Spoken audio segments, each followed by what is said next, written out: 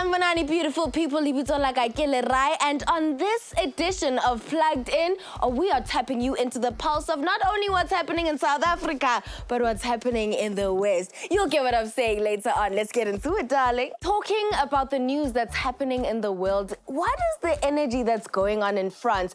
First, it was a Congolese artist making history by topping the charts at #1. Now, Black Coffee has just made history. I'm happy about this one because he is our own artist. If you guys do not know, there's this huge cathedral that was essentially built in the first century in France, and Black Coffee basically filled that up. If you look at it, guys, it looks like out of the stories that you read about the Roman Empire rising and how gladiators used to fight there, and Black Coffee is that gladiator. Wabuta, wabuta, wabuta. Shout out to you filling out Nimes in France. So while we're busy complaining about British actors playing South African artists on the screen, you know that we have our very own South African film coming out? Yep, Tebogo Malube just released the trailer to his new film called Studying Under the Barrel of a Gun. This is based off of the occupation of the University of the North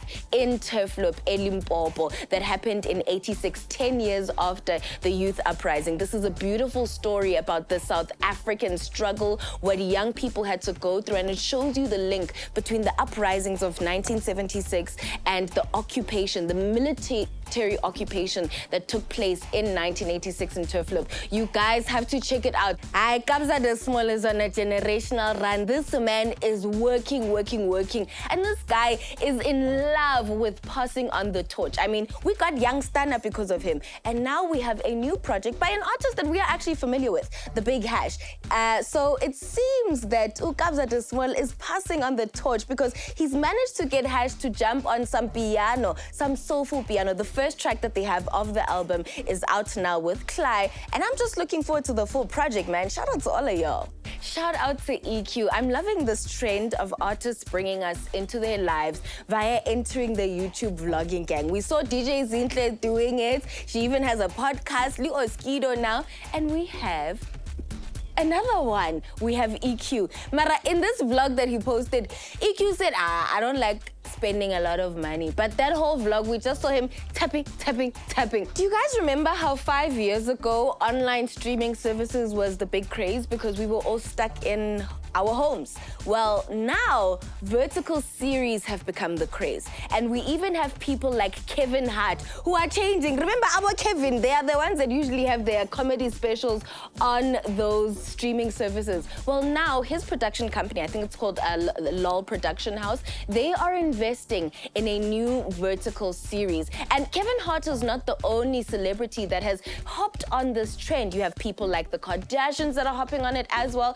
and it makes me think, should we as Africans also be changing or focusing on creating content in a vertical style? Because it looks like that's the direction that the world is going in. Omah Lay, the Clarity of Mind tour has officially been activated. It's his new project. Now, you guys remember, Omah Lay came up during the pandemic. He was making us shake. He was making us whine our waist. Mara, this guy, he is going to be playing at Wembley, such an iconic place. People like Michael Jackson have played there and had Princess Diana or Prince Charles at the time coming. So you just know, Guti, that place is anointed.